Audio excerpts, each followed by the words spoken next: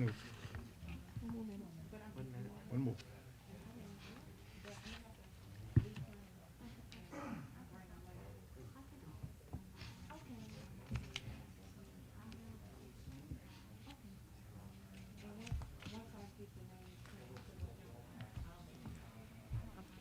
And that's for four. See, right down there, by Miss Shirley. Okay, Mayor.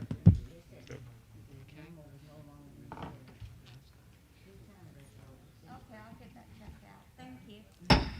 At this time, I'd like to call the Nashville Town Council agenda meeting to order on this October the 28th at 7 p.m. Could we please stand for the pledge and the prayer? I pledge allegiance to the flag of the United States of America and to the republic for which it stands, one nation, under God, indivisible, with liberty and justice for all. Let us pray. Father, we invite you to this meeting to lead us and guide us and give us your wisdom to make the right decisions for our great town of Nashville. Amen. Amen. Are there any public comments tonight? Sarah, did anyone? No, okay. We'll move on then to our public hearing in Council the 4A. And this is, the issue here is commercial property maintenance ordinance. And the town of Nashville has a minimum housing standard ordinance which sets minimum standards of fitness for homes and residential buildings. However, the town does not have an ordinance which establishes minimum standards of maintenance and safety for commercial buildings. Attached, council, and you've seen that, is proposed ordinance 2020-03, the commercial property maintenance and safety for the town of Nashville. This ordinance establishes minimum standards of maintenance, sanitation, and safety for non-residential buildings and structures per North Carolina General Statute 160D-11-29. This ordinance provides for the repair, closing, or demolition, if needed, of non-residential buildings or structures that are dangerous to the public health, safety, and welfare. Enforcement of this ordinance will prevent non-residential buildings from deteriorating to a point where they are a hazard and on the verge of collapsing. The ordinance will also preserve the character and integrity of the town of Nashville, as well as protect the health, safety, and welfare of its citizens and promote the comfort, happiness, and safety of residents. This ordinance is not intended to address buildings that already have collapsed roofs, walls, and foundations. The town can still deal with these types of buildings with the General Statute 160D-11-19, unsafe buildings condemned. So, Manager, do you have anything to say to this, speak to this? Sure. Well, this is the public hearing on this ordinance. It's somewhat been vetted. The Nashville Downtown Strong Advisory Board had reviewed this a while back and gave a recommendation to the council to proceed with this, feeling it was a good thing. But again, this is the public hearing. At this time, if there's anybody present who would like to speak regarding this proposed ordinance, now is the time. It will be on the November 3rd town council meeting for adoption. And I do understand Kate has gone through it, as she does all things, and has found some things that need to be tweaked in a little bit to be kosher with the code. Is there anyone that wishes to speak? If not, we'll move on to our next item, 4B. Mayor, Yes. if it's not so many, I would like Kate to, would you point out the items that you Sure. found, please? All right, so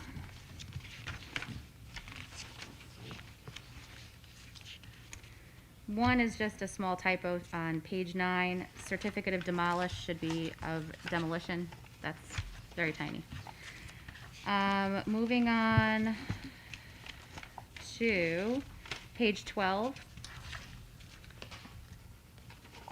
When there's a failure to comply, we have the beginning part of what's included in the state statute, but we don't have like a whole paragraph that's included in the state statute, and that gives us the ability to not only make the repairs, but to also demolish the building. And it tells us what needs to be done, and it also makes it so that anyone who violates the posting that this building is unfit is guilty of a Class 3 misdemeanor. Then on page 13, the same thing happens in that top paragraph of number 2, where we have the beginning part of what's in the statute, but we're missing the last section of it, which, what does this do? Just that it can be recorded and indexed against the property. And then we can demolish the building. Then on page 15, 15? yes, we have 2 paragraphs that contradict each other. I think they're trying to say the same thing, but they actually say 2 different things. And it looks like one was left in one paragraph by accident, so it just needs to be deleted, where it says that if the structure is demolished and removed, the town may sell the marketable material. Then the following one says that you shall sell any marketable material, and the statute itself says that you shall sell. So we just need to take out the may sell part and make those comply with each other. Then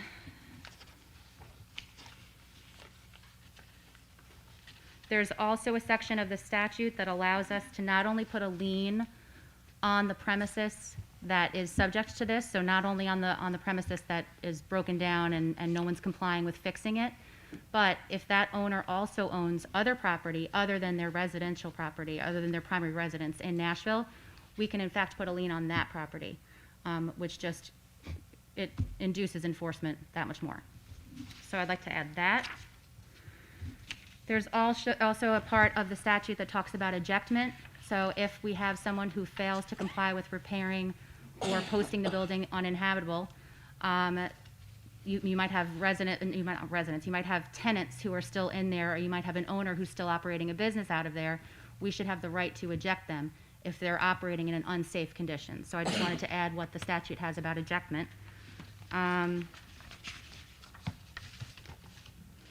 There's also a part in here about civil penalties, that we can impose civil penalties against anyone who fails to comply.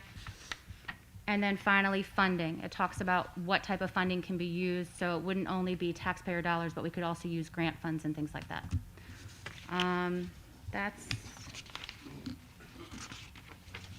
The one other part that I can give you a page number is page 13. It says that the owner has to first be given reasonable opportunity to bring it into conformity with the minimum standards, and I just want to define what reasonable opportunity is. So I want us to say, 15 to 180 days, whatever it is that we come up with as being reasonable. That's it. Thank you. You're welcome. Thank you, Kate, very much.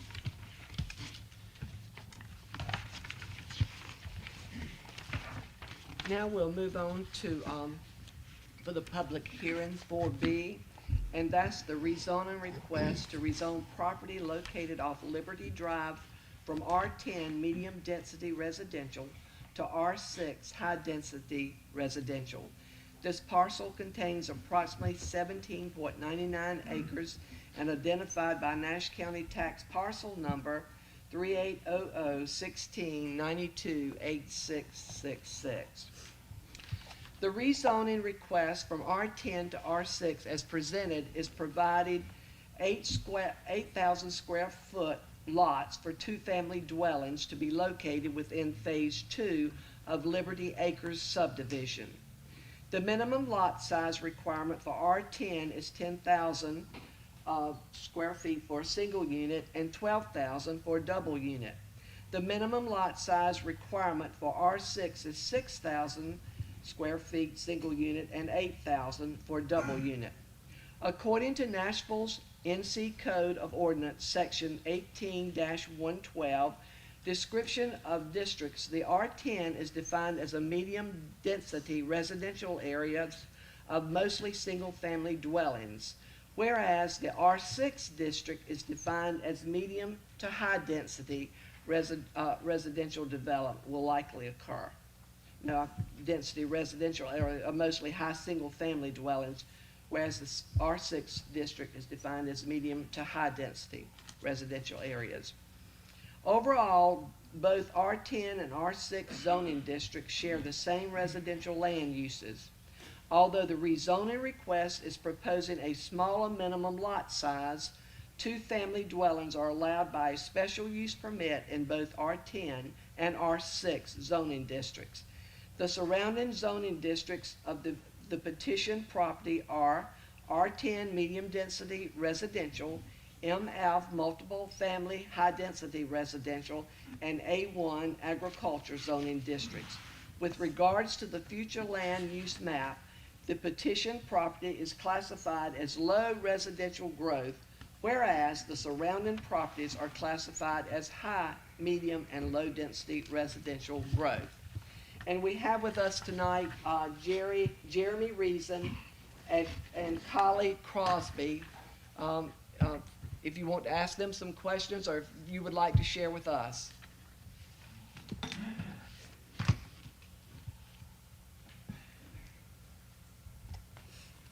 Hello, my name's Luke Perkins. Sorry, I guess they forgot to tell you that I would be speaking. But I'm the engineer on the project, and I want to kind of thank the council for considering the project. And you kind of took the words right out of my mouth. This is an unfinished subdivision, and we think with rezoning the project to allow a little more density, it would allow the economics to work out to make the rest of the subdivision feasible. It was originally approved in 2013, and that has since died, and I think it can be resurrected with including a little more density. And as you mentioned, there's higher density surrounding this property, and so we feel it makes sense. But we're happy to answer any questions that you or any of the citizens of Nashville have. So thank you.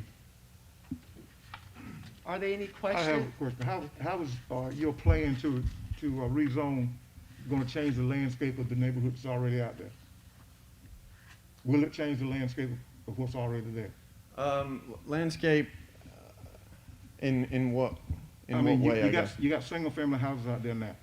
Yep, and these will be two-family dwellings, but they're single-story dwellings. It will very much have the feel of single-family. It's 8,000 square feet lots, so the lots themselves are not that much smaller than what the R10 would be for a single-family.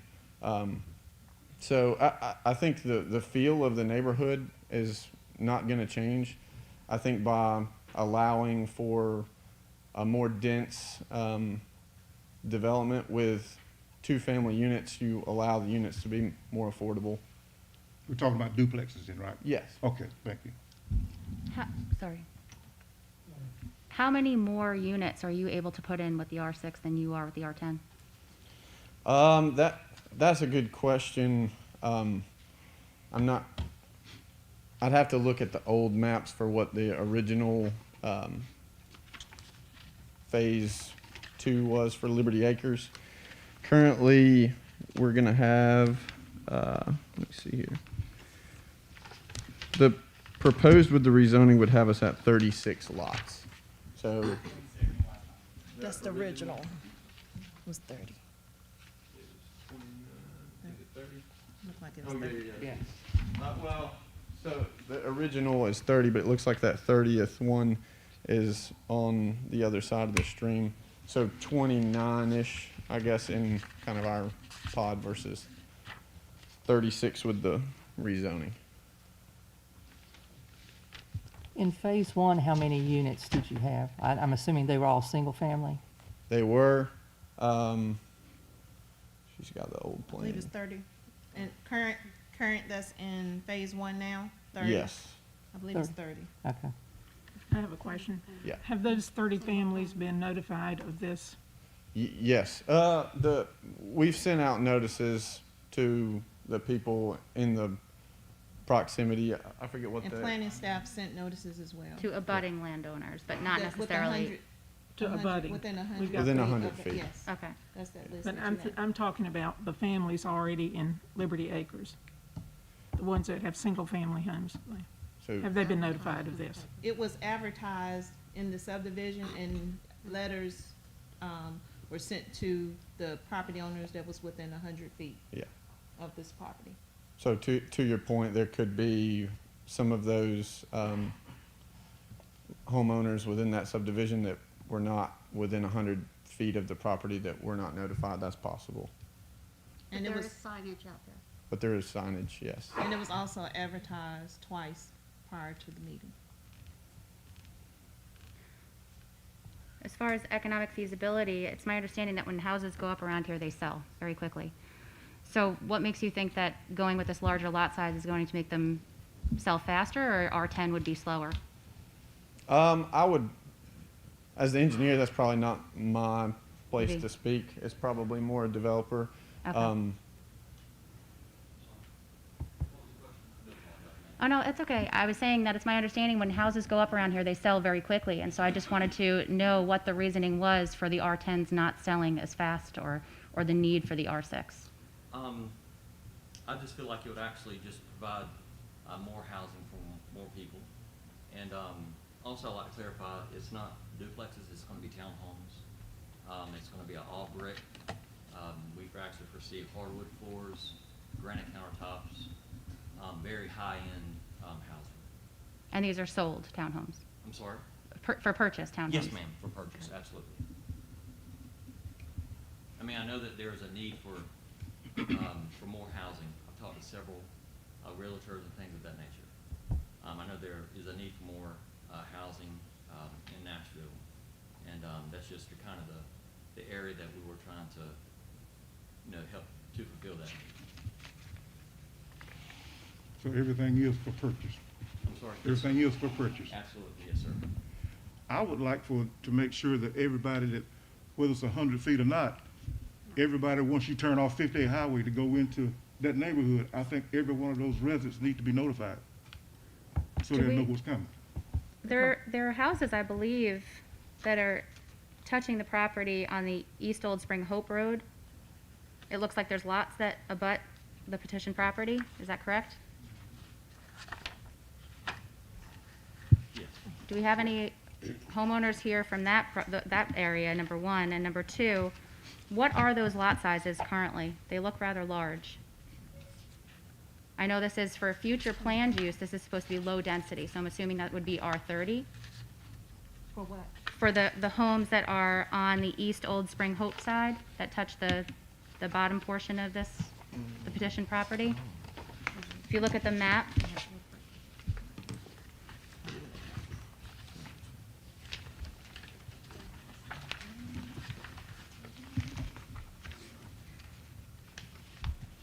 Are those the ones you're talking about that are currently zoned agricultural? it looks like it's zoned agricultural, but there are houses there. If you look at Okay. the photo, the Yeah. satellite photo, Right.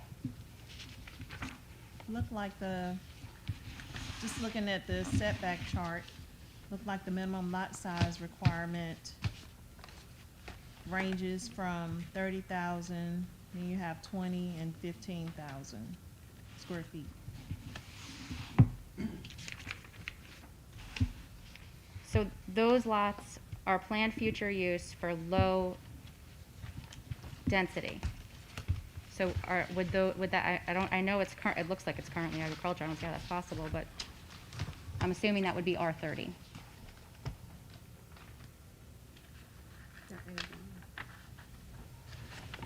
I think by definition, it can be R30 or R15, both of those are low density. Okay, I thought R15 was medium. Yeah, according to the description of districts, R15 is medium density, Okay, I'm sorry. and A1 just states agricultural district, defined as one to provide land for future development while permitting continued agricultural use until such time that development is appropriate.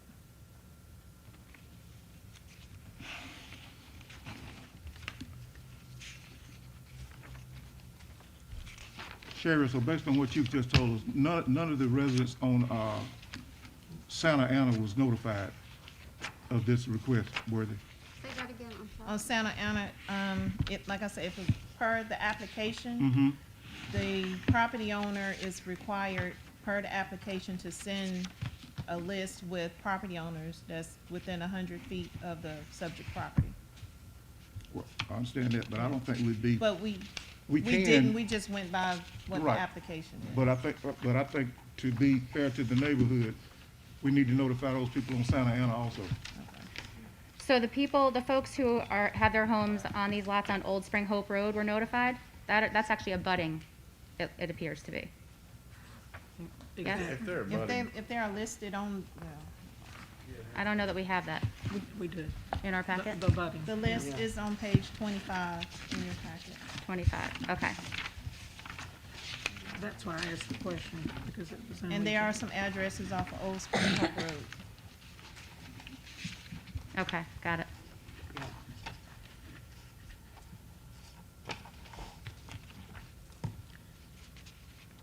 Good evening. My name's Will Ferris. I actually I'm an attorney out of Wilson, North Carolina, right down the road.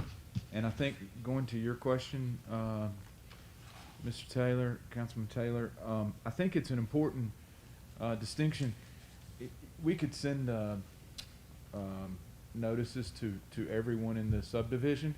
We just wanted to follow what the requirements were and make sure it was advertised correctly, because we wanted to follow everything. Well, I It's understand you were following the regulations we got out, and my comment was really not directed to you. It was directed to our in-house staff that we need to make a step further. Yeah, to and let that's what I was neighborhood gonna, know. that's right. No, I think you're, I'm not holding you, I'm not holding you responsible for Oh, that. no, sir, I understand.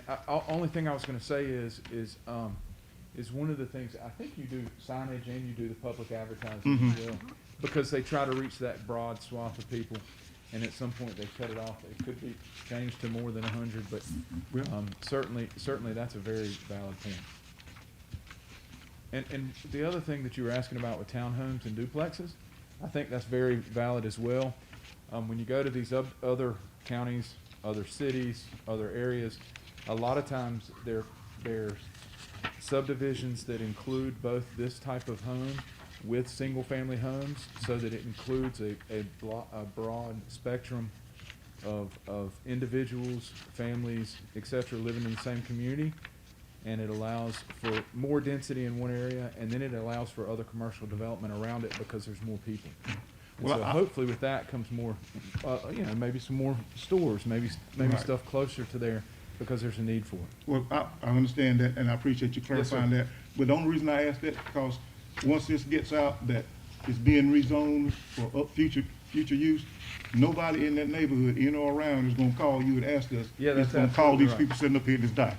That's absolutely And I right. just need to have an answer for them. That's absolutely Okay, right. right, okay. Thank you. That's all I'm getting at. Thanks, sir. Thank you so kindly. Are there any other questions for these gentlemen?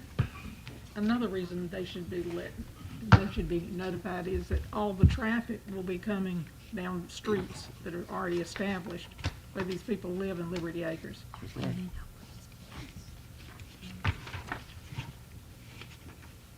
Any other comment? No questions.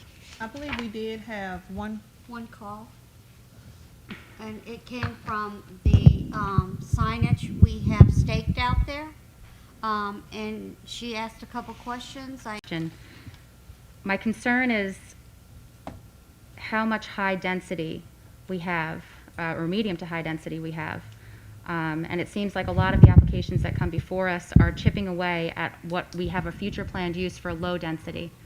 So I just want to be ensured that we still have substantial low-density areas where people who do want to have those R30 lots can have their houses. we do, of course, according to the zoning map, what's on there now. And then we're in the process of undergoing an update to our comprehensive plan as well. And we've also look at all the zoning areas and look at areas that what needs improvement, what areas we feel need to maintain low density, what maybe needs to be, medium or high density, and hopefully to clean up some of those areas that need to be cleaned up. If I may, I do believe the zoning now is a minimum of 10,000 square feet for the area that we were talking about. So we're not talking about and I see exactly what you're talking about, the 30,000 square feet lots and things of that nature. But this is something that I've had a vision for a long time. I grew up in Wilson. I love, smaller towns. I've always loved Nashville. It's an amazing city. You do not find many cities like it, honestly. It actually kind of reminds me of Bryson. I don't know if you're familiar with that, but it's just a good, and I don't mean to insult when I say little town, but I mean, it's a very nice, I actually consider a high-end, smaller town, and you do not find that a lot.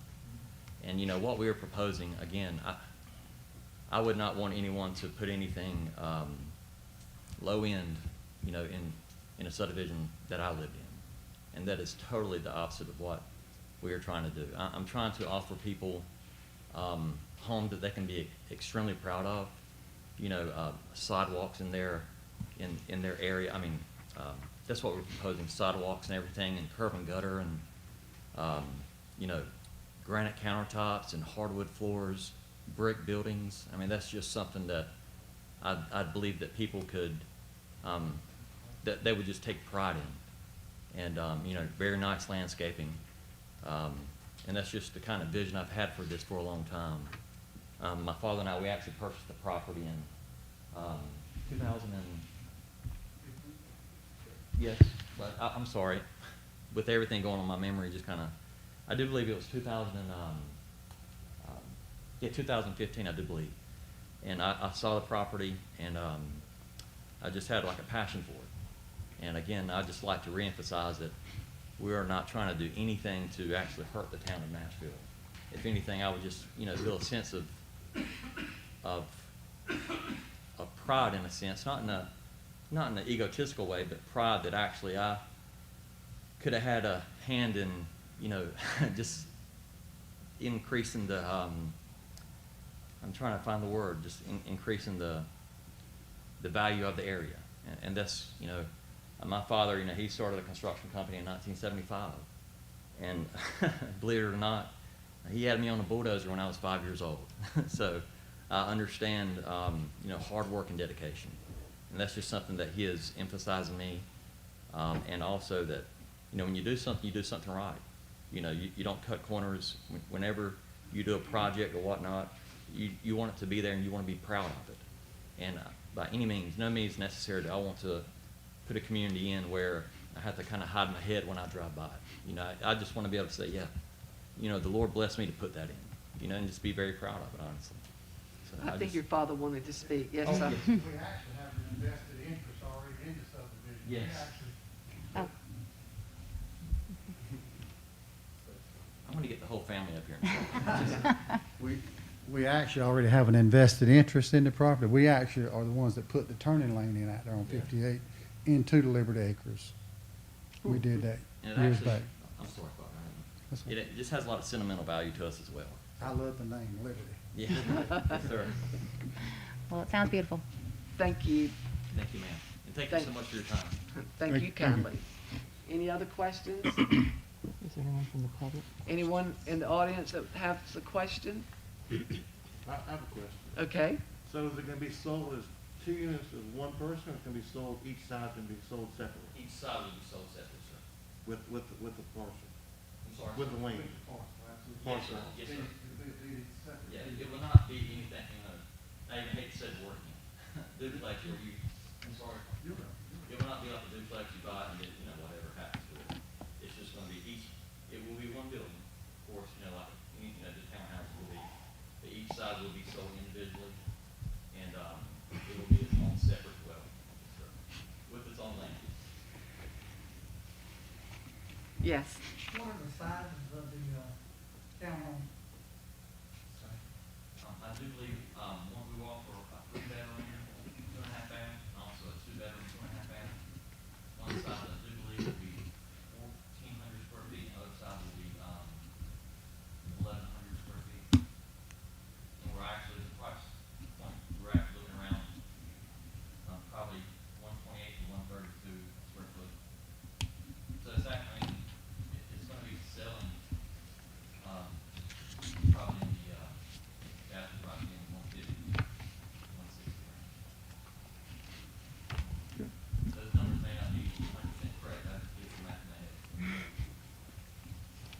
understand you say 29 lots, I do believe it's 39 lots, sir. 36, I think, 36 lots. Yes, sir. So That we've means gone, 36 townhouses. yes, sir, so we've gone from 30 lots to 36. Okay. And there's only one way into that subdivision and one way out. Yes, sir. There's actually, there are 2 ways. 2 ways in. St. Anne's Road. St. You can Anne's, go out St. Anne's Road. St. Anne's and Liberty Drive. I went in there today, I didn't see that. And that's why I brought up the fact that we need to notify the people in Santa Ana, because the back way in, you can't go in through Santa Ana.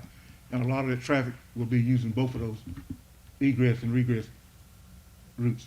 So they need to be notified too, but that's gonna add traffic on their lane. Any other questions? Mayor, I'd just like to comment also, sort of reiterating what Kate was saying. I do have some concerns that the last several rezonings that the town has had has been for the higher density construction, and it seems like the town is moving in a direction where we're beginning to eliminate the possibility of future growth at a medium or low density environment. And I would hope that we would, particularly since we are in the process of looking at comprehensive plan and what our future land use is going to look at, keep that in mind, because we're beginning to lose property that we could actually use for the purpose of having some low-density housing available to those who might prefer that type of housing. So that is a consideration in my mind, at least. Thank you. Any other comments? If not, thank you so kindly for sharing with us, and we'll move on to our next item. Sherry, did the planning department have a recommendation? Do you give me a public hearing for this? The recommendation is not to be given right now. It goes to the planning board. Correct. Meeting after this. Yes. Okay, thank you. At this time, we would like to, Carolina Gateway Partnership presentation. So, Opie Jordan, Oppie Jordan, economic developer with Carolina Gateway Partnership in Rocky Mount, is here for our council meeting, and she will update the council on the economic development activities the partnership is doing on behalf of the town of Nashville. So we'll give you the floor at this time.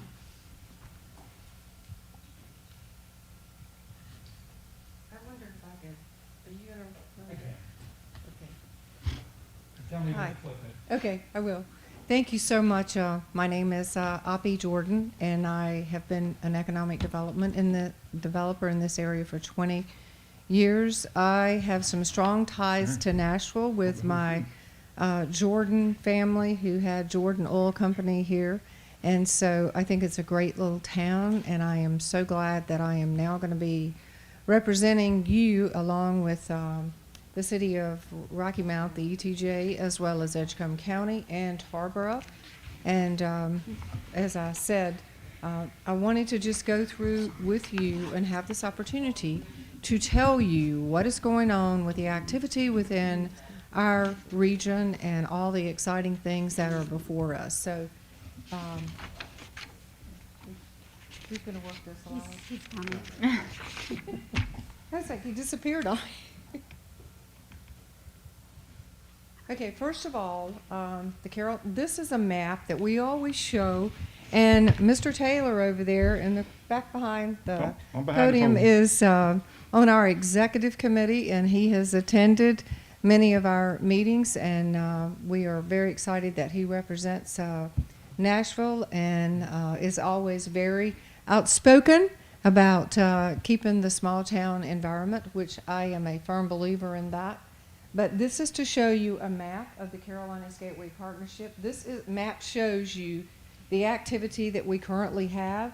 And we currently have 62 active projects that we are working on. And if you'll go to the next slide, I will basically tell you that investment, if we were to land all of these, of course we won't, but we do have some high expectations for winning quite a few of these. The investment would be somewhere around $3 billion. Jobs, 12,721. And as I said, approximately 60, I'm changing it now, 63, because we got a new project in RFI today.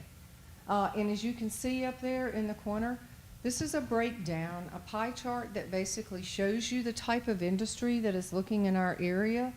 And advanced manufacturing continues to look at us.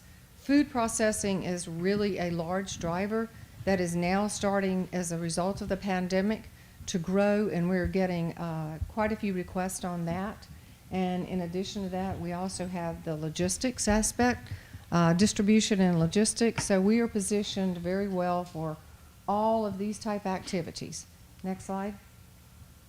This is to give you, and I don't know if you have seen, this is actually the intermodal. The intermodal, we believe, is driving a lot of this activity from the logistics standpoint, and you are very much a part of that because the cranes are on the ground and would have already been up and operational, but due to the pandemic, the folks that need to come in and actually put up the cranes are coming from Ireland, and as we all know, with the travel restrictions, but the anticipation is that they will be operational by probably first quarter of maybe April next year. So, but it is very, it is just a beautiful sight. And if you go to the next slide, I can show you a better slide of actually the work that is actually going on at the intermodal. And as you see those slides, I don't know if you can, since I don't have a pointer, but they're laying there on the ground ready to go up. And so this location is out. If you are familiar with North Carolina Wesleyan, if you cross over there where the railroad tracks are, back behind that, that is approximately 700 acres out there. And so a huge development for logistics and stuff that will be coming in. And so it also is great for you as a community because as we move forward with activities here, you don't have to have rail service sites because you now have the access to the intermodal, which gives you that rail and the truck and the ships or whatever we need to do. Okay, next slide. Okay, now I'm going to talk to you to show you the 62 projects, and I'm not going to go into all the detail. You can go to the next one. But I wanted to highlight for you that 2 of those projects up there are definitely looking at Nashville. And next slide. This is just to give you an example of all of the projects, the 62 projects. Next slide. Now I want to talk to you a little bit about shell buildings. And that is something that I know, you can go into the next slide. The West Nashville Commerce Center is the 10,000 square foot that Mr. Balance is actually in process. I believe the survey has been put in. Number two. So he is going to be working on, well, he already is working on that design and to do one exactly just like where Astera Labs is located. So next slide. And this is to give you an idea of the type of a concept. This is purely a concept to show you what that the potential for a 50,000 square foot building could look like at the Nashville Center Shell. This is the Shell building, and for the next track that we have over there, if you folks decide to go forward with that. Next slide. And this is the Nashville Business Center, which there are approximately 15 acres left that you know where, you're very familiar with this, where Atlantic Foods and ACID is located. And so those 15 acres there are really potential for a shell building and to move forward with that. And I'll go into a little more detail about how important the shell building concept is right now. Next slide. This is the Tarboro Commerce Shell building that is located in Tarboro. And I just want to tell you, before I ever had the dirt moved out of the ground, we basically put together a concept plan, and I had approximately 10 to 15 folks looking at this building. This building will be sold next week. We'll be back basically under contract, and is for medical supplies, and they're basically the mask and all of the PPE. So because we had this building ready, and it is now finished, as you can see, and so we've had a lot of activity around this before it ever came out of the ground. Next slide. Okay, and this is the Tarboro Commerce Center where, as soon as we finish actually closing out on the building, we already have the design and ready to go with the second shell building, which is 60,000 square feet and could be expanded up to 120,000 square feet. This is only to show you a concept, another concept of what we've done and how successful it has been because we've had product to sell. Next slide. This is a layout of the Tarboro Commerce Center, and here again, this is up here to show you what I would like to try to do with Nashville and to start selling that, and also to build some buildings and products so that as those industries and those RFPs come in, that I can have 5 or 10 people looking, or companies looking at Nashville. And these are good companies and good projects that you would want to be a part of. Next slide. This is, I think most of you are familiar of the Kingsborough mega site, which is 100% owned by the county. This is a concept for a shell building that we are proposing 100,000 up to 300,000 square feet. That is, we're waiting for the design, excuse me, not the design, for the estimates and for the contractors on this one, and hopefully at our November meeting of the Edgecombe County Commissioners, we will be moving forward with something of this. And we really want this to be a first-class tilt-up concrete because Corning is located out there, and we would have never had Corning if we hadn't had the property under control and the infrastructure in place. So I'm just showing these examples and showing you what we're doing at the partnership. Next slide. Also, this is just a map that we show companies, we show everybody of what we have coming out of the ground. As you can see over here, we have the Nashville, and we have the buildings around the intermodal. We also have property at Kingsborough, is to show you where we have potential for shell buildings and proposed shell buildings. Next slide. Now I want to talk to you briefly, and the reason I put this slide up here, I just participated yesterday. You know, none of us can really travel and go meet face-to-face with our site consultants. There were 19 site consultants from all over the country, and we had a meeting with them, and these are the 3 takeaways. Ready buildings and sites, business-friendly environment, and competitive incentives. We have all of that. Nashville has that.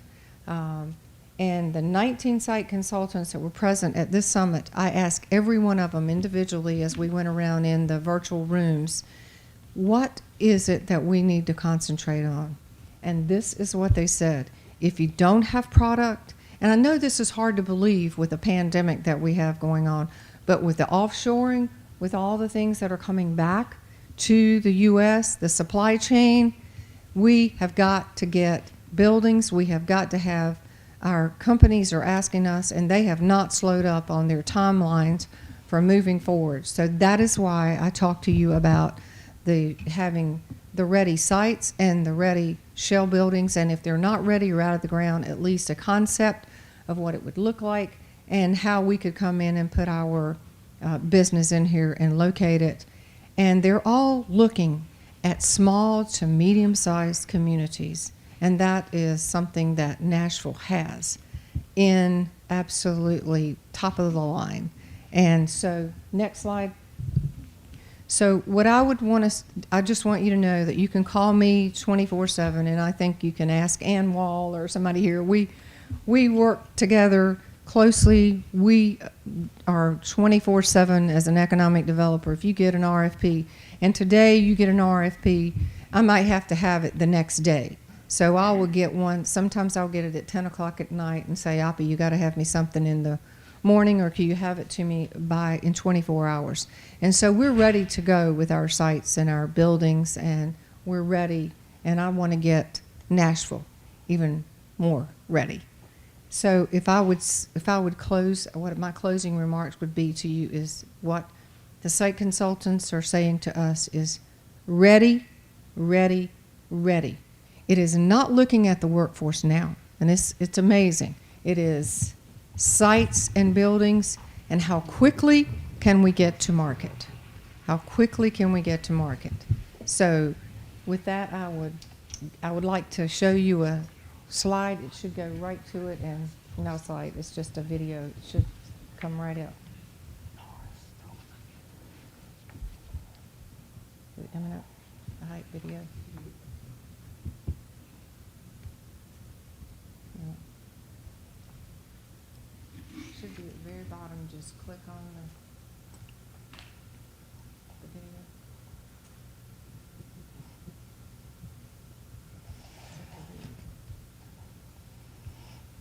Touchscreen.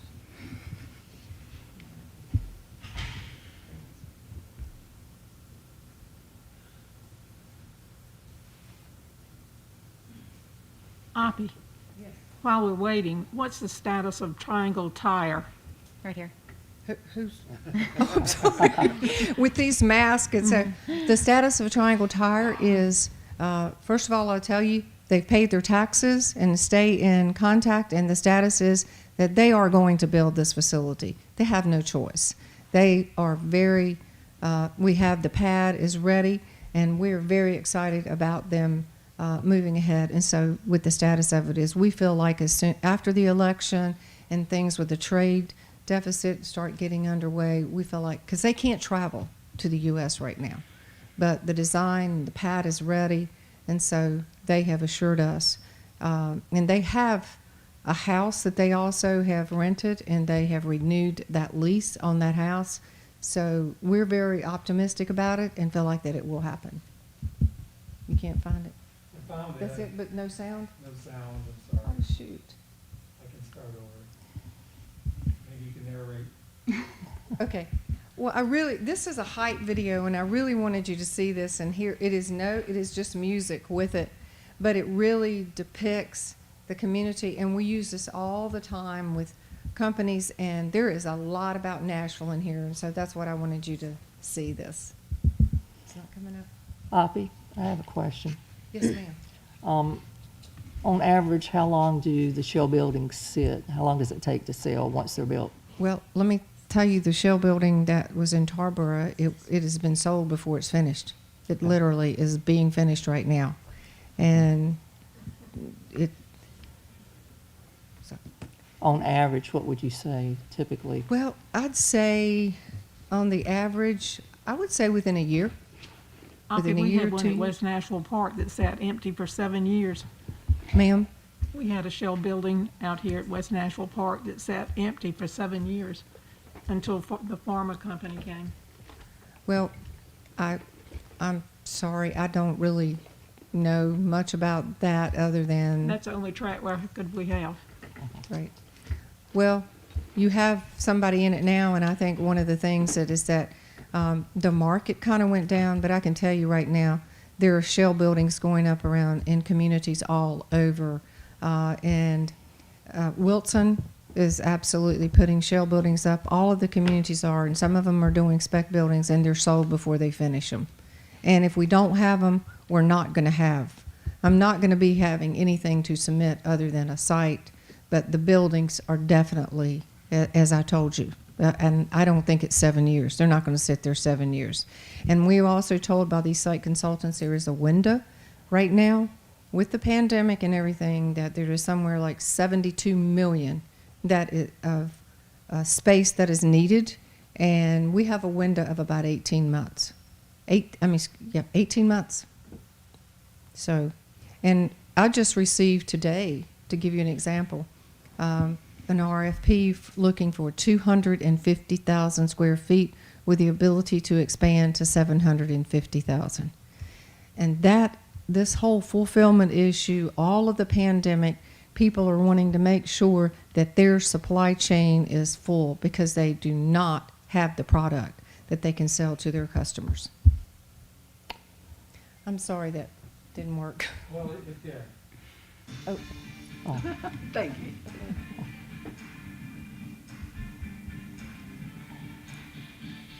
I think you ever look, so there's somebody got a two-door white dress in the parking lot that's been on this side of the road. It may be mine. I think that's you, Mayor. Yeah. It's a beautiful car, it's a sporty looking thing. You have the big. lights on? Yeah. White two-door dress, It's mine. and the white parking lot is still on. It's the mayor's. it's-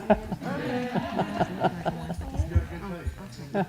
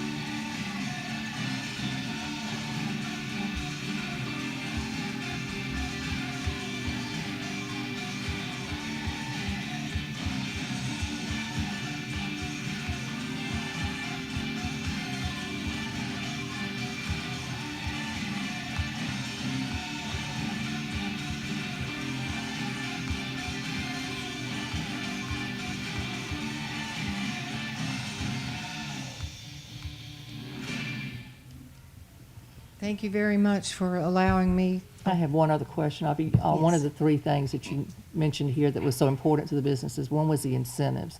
Tell me what sort of thing you're looking at that industries are requiring in order to be placed. Well, I'm sorry, can you let me state back. You're asking me is what is the type of incentives that companies are looking for?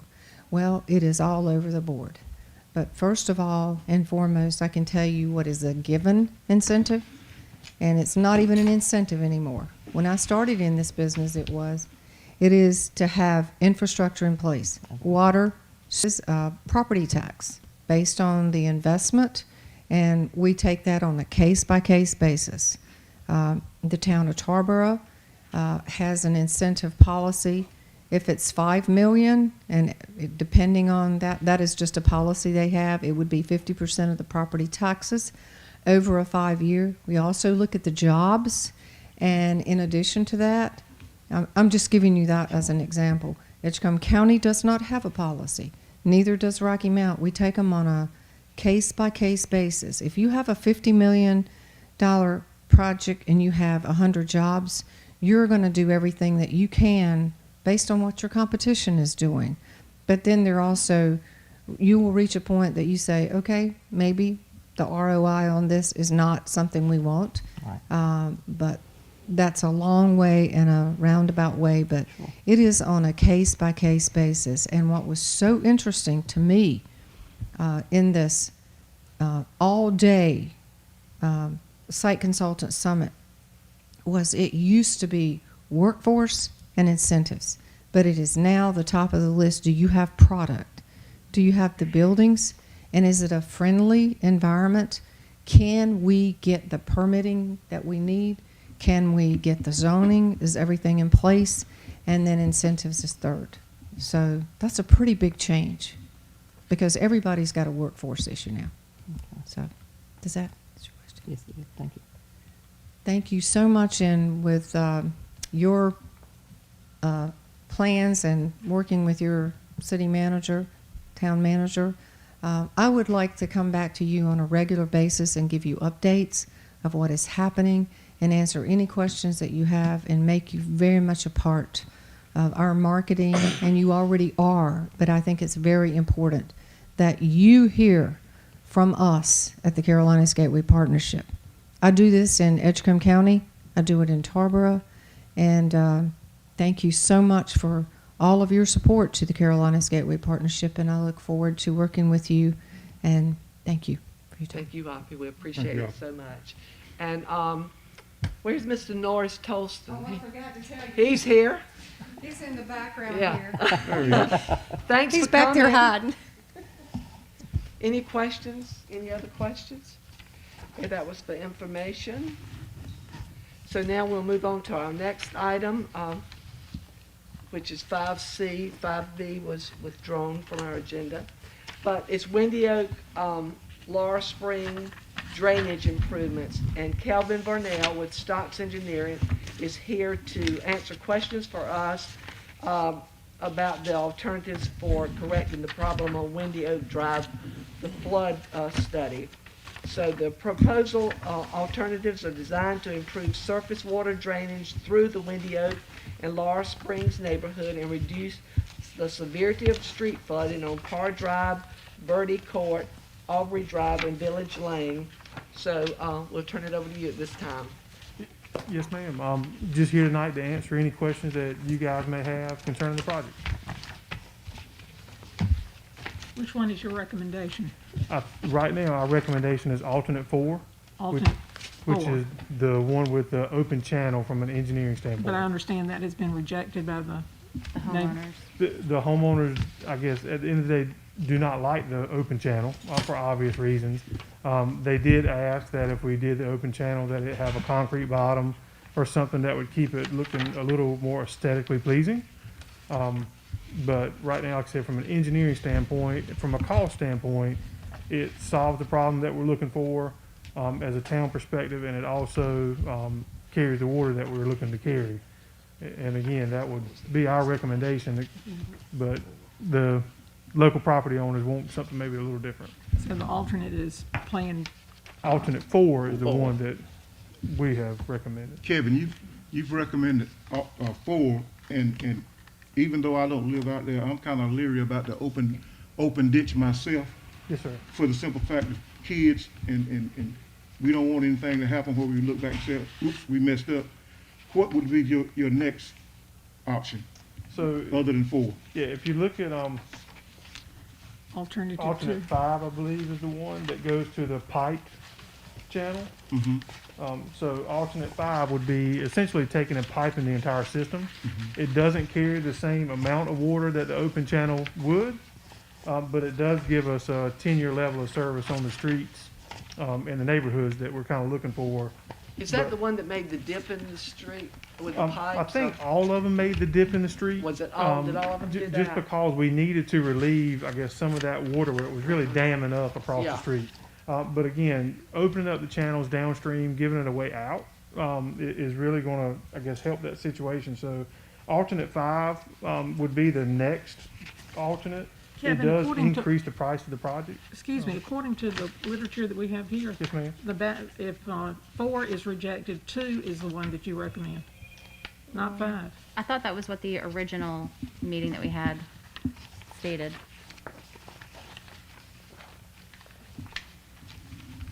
I'm looking to see which one alternate 2 was. So yeah, alternate 2 essentially has still a trapezoidal channel over top.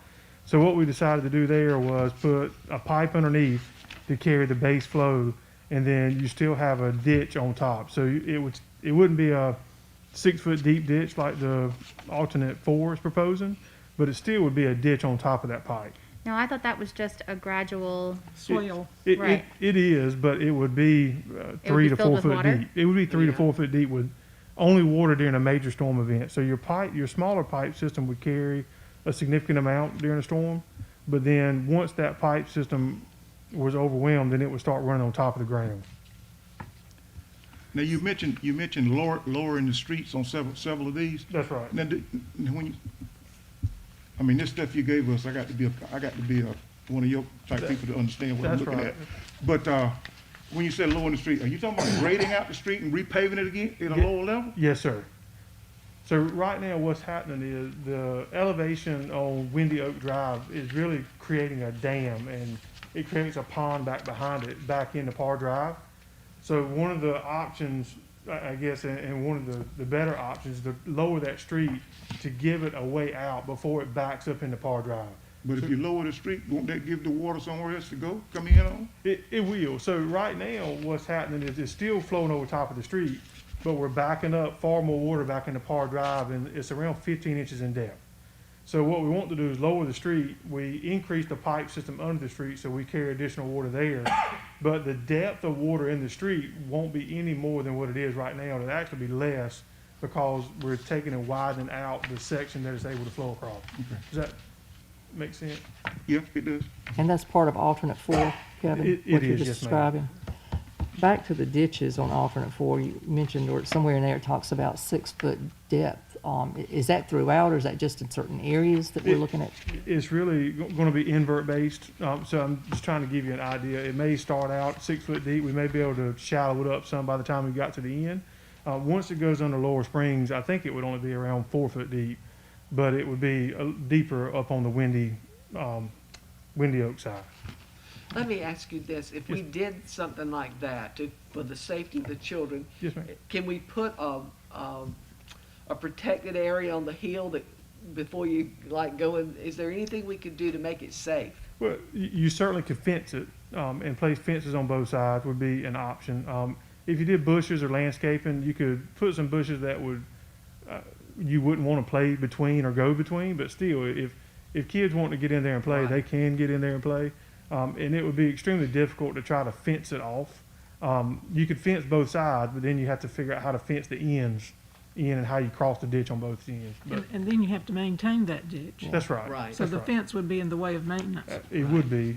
That's right. So with option 4, is the plan that the water will quickly flow through there and it will not be filled with water at all times if there's not a storm event, or will that be filled with water quite often? Yeah, so essentially, if we go with alternate 4, that's the open channel ditch, and every time it rains, water will flow through it. So one of the things that were discussed at the community meeting was, could they do a concrete bottom in the bottom of the ditch?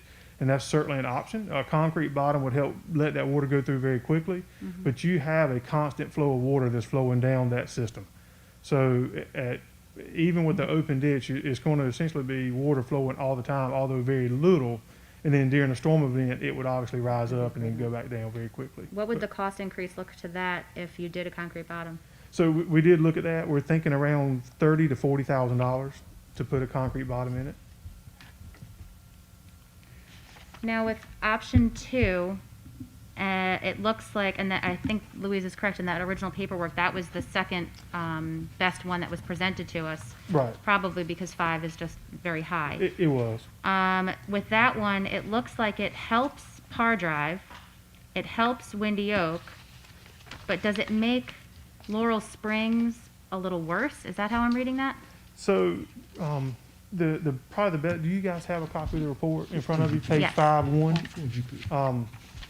On 5.1, it talks about the level of services for each of the alternates. So if you look at it, alternate 5 has a 25-year level of service. So that's the entire pipe system all the way through. And then alternate 4 has a 100-year level of service. And then if you drop down to alternate 2, it's a 10-year level of service. So alternate 2 is a little bit more appealing, but you are taking up some area in the bottom of the ditch with that pipe and then the dirt that is surrounding it. So your level of service on Par Drive goes down, which is where we kind of did all of our comparisons. But the cost is almost half the cost of alternate 5. Right. I guess I'm looking at 4-3, Okay. where it talks about alternate 2. And it gives that exact number that you just referenced for the Par Drive. And it says Windy Oak moves it up to a 5-year. Right. But I'm confused by what it's saying about Laurel Spring Drive here, On alternate 2, where it says it increases by 15, 28, and 51. yeah, so it's talking about that's the flows, it's cubic feet per second flowing through the pipe. Okay. So what respectively is increasing by 15 CFS for the 5-year storm, 28 CFS for the 10-year storm, and 51 CFS for the 100-year storm. It's really just giving information. I don't know that Okay, so it's not making their situation any worse. it is increasing. So it is how much water can go through that system. So no, it's not making their situation worse. What it's really discussing is how much additional water is able to go through the new system that we Okay. just installed. Okay.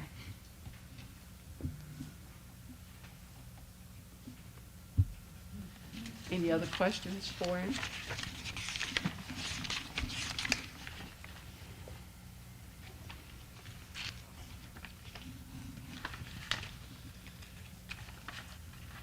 If not, then we just need to study it and come up with a decision on what will best work for all of us. But we thank you so much for coming to answer questions tonight. We do appreciate that. Absolutely. Thank you, guys. Thank you, Kevin. Thank you. That's all the items on our agenda. Do any of the council have any comments? I don't have any comments pertaining to our business that we had here tonight, but I do want to remind everybody in here, and as I look around, I hope everybody in here has already done it. And I'm quite sure you know what I'm talking about. If you haven't voted already, you still got to Saturday to early vote. And if not Saturday, go ahead and do it Tuesday. And I'm pushing everybody to do it early voting because you don't know where you're gonna be at Tuesday. You may be in a car accident, can't make it to the voting booth, so while you up moving around, go ahead and get it done. If you don't get it done, then don't say nothing to nobody when it's all over with. That's it. Lynn? I just want to comment, Mayor, that I was excited to be part of a meeting today, and we're looking at some plans for Christmas here in town and maybe doing a little bit more than we have in the past, and hope that the citizens will really respond to that, and the businesses as well, as we try to prepare for a good Christmas season, even in the midst of a pandemic. We're going to try to make it a joyful time, hopefully. Kate? No comments tonight. Louise? I'd like to welcome Sarah. Oh, yeah, that's right. Thank you. Yes, welcome. Thank you so much for being here. We welcome you to Nashville. From Bertie County, right? Yeah. And I would just like to say that I don't know how many of you knew about it, but last night they passed out trick-or-treat bags to the children. And I didn't want to get in the traffic flow and the people taking their little children dressed up to get a bag of treats, but I did sit at CVS and watch, and it was really exciting for a while. And I just think we're going to be doing a lot of good things like that for all of our citizens of Nashville. And like Lynn said, we want to make Nashville, we want people to see Nashville the way we see it, as a great town to live in and to just visit. You know, people want to visit. Sherry, do you have any comments? Just want to encourage everybody, if you saw these little cards, as I'm telling you, the town of Nashville is undergoing a comprehensive plan update. So pick up a card, get involved, and take the survey. It's a survey on the website. It is. Hey, was the trick-or-treat last night, was that Nashville's trick-or-treat night? We did it. It was We did it the with, town with the county. It was the town and the it was county? combined with the county. Okay, all right. So it was good to see us working together for the good. That's right. But again, I would like to say welcome to Sarah as the new town clerk. We're still enjoying Sherry, who's new.